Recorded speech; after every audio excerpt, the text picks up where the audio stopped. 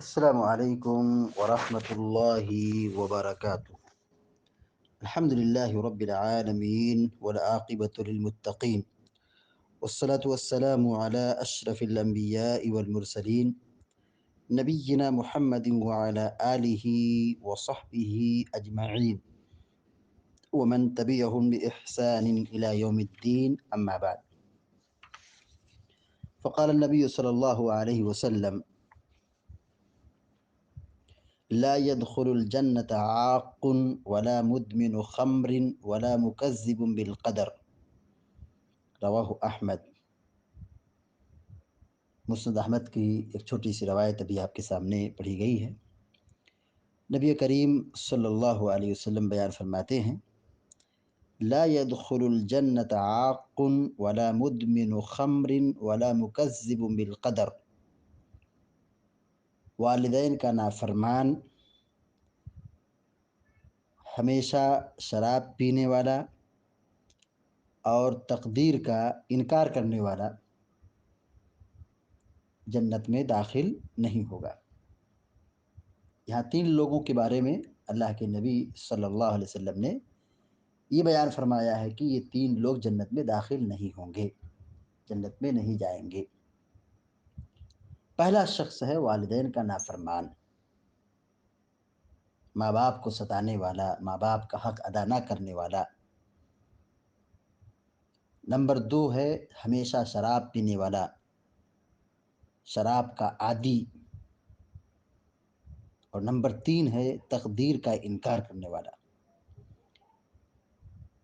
اس حدیث مبارکہ میں نہایت خطرناک گناہوں کے ساتھ ملا کر والدین کی نافرمانی کے گناہ کو بیان کیا گیا ہے۔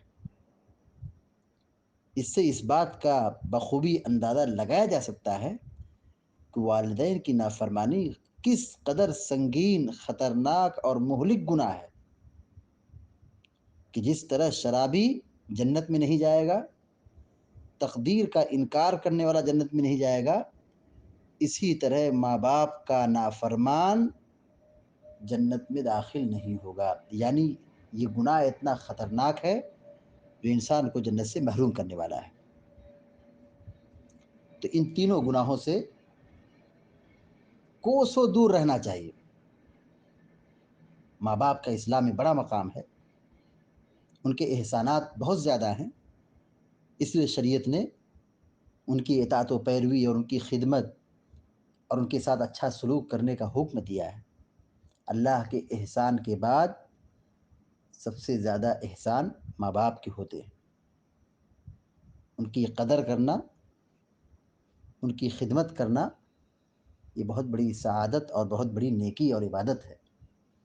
اور والدین کی نافرمانی یہ بہت سنگین گناہ ہے کہ وہ شخص جنت میں داخل نہیں ہوگا جو ماں باپ کا نافرمان ہو۔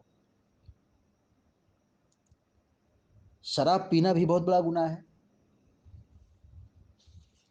اللہ کے نبی صلی اللہ علیہ وسلم فرماتے ہیں: لا یشرب الخمر حین یشرب وهو مؤمن، جب کوئی شخص شراب پیتا ہے تو وہ مومن نہیں رہتا ہے۔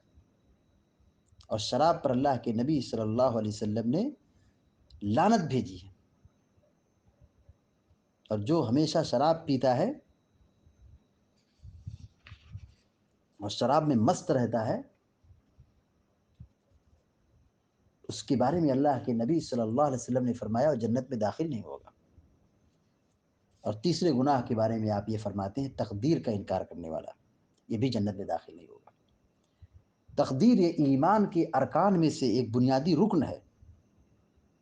پیارے نبی صلی اللہ علیہ وسلم اس تقدیر کے متعلق فرماتے ہیں: وَلَوْ أَنفَقْتَ مِثْلَ أُحُدٍ ذَهَبًا فِي سَبِيلِ اللَّهِ مَا قَبِلَهُ اللَّهُ مِنْكَ حَتَّى تُؤْمِنَ بِالْقَدَرِ، اگر تم احد پہاڑ کے برابر سونا خرچ کر دو، اللہ کی راہ میں احد پہاڑ کے برابر بھی سونا خرچ کر دو، تو اللہ تعالیٰ اسے تبھی قبول کرے گا جب تقدیر پر تمہارا ایمان ہوگا۔ تقدیر پر ایمان نہیں، عمل قبول نہیں ہوگا۔ اور جب عمل قبول نہیں ہوگا تو مطلب یہ ہے کہ بندے کے لیے خسارہ ہی خسارہ ہے، انسان جنت سے محروم ہو گیا اور جہنم میں داخل کر دیا گیا، چونکہ تقدیر کا انکار یہ کفر ہے، اور کافروں کا ٹھکانہ جہنم ہے، کافروں کے لیے بنائی گئی ہے، جنت میں کافر داخل نہیں ہوگا۔ اللہ تعالیٰ سے دعا ہے کہ اللہ تعالیٰ ہم سب کو آپ سب کو نیک عمل کی توفیق عطا فرمائے، اور حدیث میں تینوں گناہوں سے ہم سب کی حفاظت فرمائے، ان تینوں گناہوں سے ہم سب کو بچنے کی توفیق عطا فرمائے، امین رب العالمین، وصلی اللہ علی نبینا محمد وسلم تسلیما کثیرا، السلام علیکم ورحمۃ اللہ وبرکاتہ۔